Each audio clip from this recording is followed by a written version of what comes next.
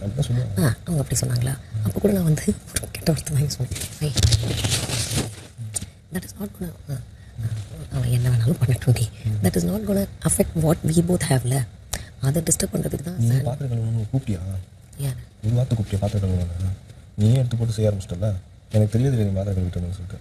அது யார் மிஸ்டேக்? நீ தானே கூப்பிட்டுருக்கோம். கூப்பிட்டா வந்து பண்ண போகிறான். கரெக்ட் தான்.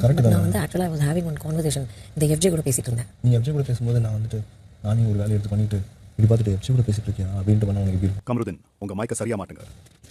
2 நாள் முன்னாடி பண்ணாங்க, தெரியாம பண்ணாங்க அப்படின்னு சொல்லலாம். மறுநாள் பண்ணாங்க, அறியாமையில பண்ணாங்க அப்படின்னு சொல்லலாம். மறுபடியும் ஹவுஸ்மேட்ஸ் தாக்குனதுக்கு அப்புறமாவா அதே ஒரு விஷயத்த ரிப்பீட் பண்றதுக்கு பேரு, அந்த ஒரு வார்த்தைக்கு பேரு என்ன சொல்றது அப்படின்னு எனக்கு தெரியல. பிக் பாஸுமே வந்து கமருதீன் மைக்க மாட்டுங்க, பார்வதி மைக்க மாட்டுங்கன்னு எத்தனை வாட்டி சொல்லியிருப்பாரு.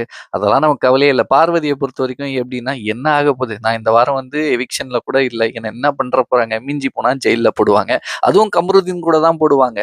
அதுக்கு அடுத்தது என்ன பண்ணுவாங்க? விஜய் சேதுபதி அவர்கள் வந்து ஒரு 4 கேள்விய கேட்பாரு. அப்ப நான் மூஞ்ச வந்து இப்படின்னு பாவமா வச்சுக்கிட்டு இருந்தா முடிஞ்சிருச்சு. அதுக்கு வேற என்ன பண்ண போறாங்க?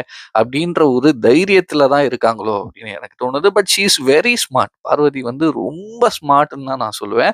அவங்க வந்து இப்போ இந்த ஒரு வீடியோல பார்க்கும்போதே உங்களுக்கு நல்லா தெரிஞ்சிருக்கும். மைக்க மாட்டிட்டு இருந்திருப்பாங்க.